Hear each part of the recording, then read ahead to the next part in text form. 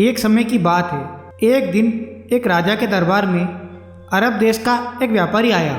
उसके पास एक से बढ़कर एक अरबी घोड़े थे। व्यापारी ने हट्टे कट्टे और तंदुरुस्त अरबी घोड़ों की राजा के सामने इतनी तारीफ की कि उन्होंने फौरन उन घोड़ों को खरीदने का मन बना लिया। राजा ने अच्छी कीमत देकर व्यापारी से सारे घोड़े खरीद लिए।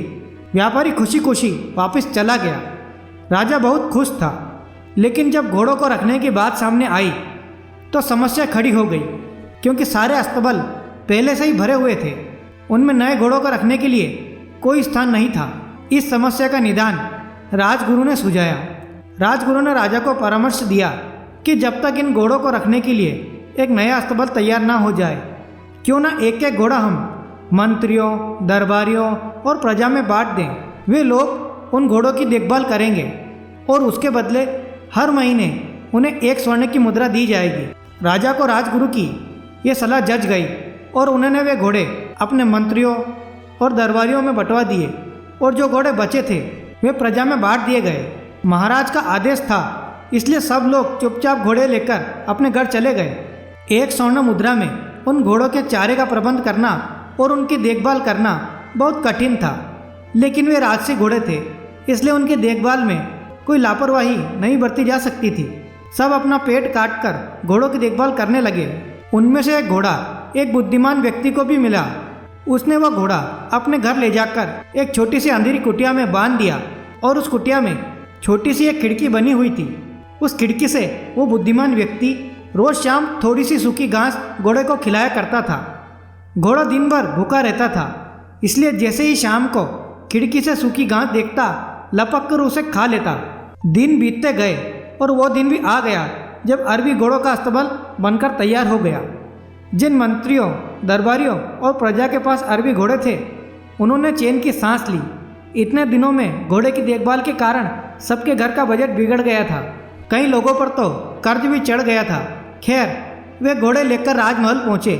इधर बुद्धिमान व्यक्ति जब राजमहल पहुँचा तो उसका घोड़ा नदारद था।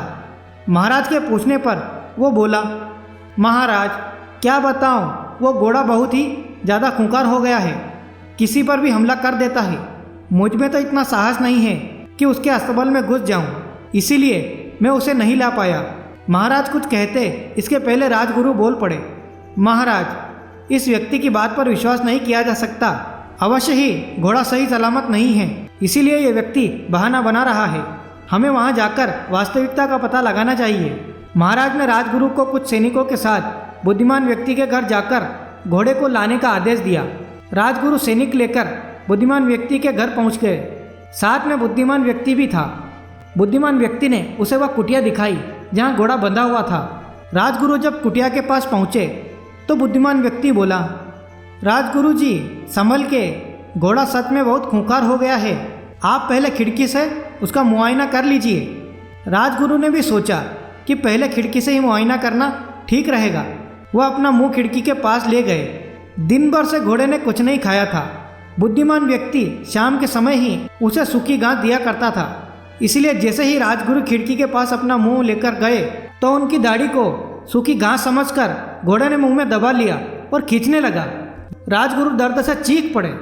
यह देख बुद्धिमान व्यक्ति बोला, मैंने कहा था ना राजगुरु जी कि घोड़ा बहुत खूंखार हो गया है। राजगुरु क्या कहते, बस दर्द से चीखते रहे और अपनी दाढ़ी छुड़ाने का प्रयास करते रहे, किंतु भूखा घोड़ा भी दाढ़ी छोड़ने को तैयार नहीं था।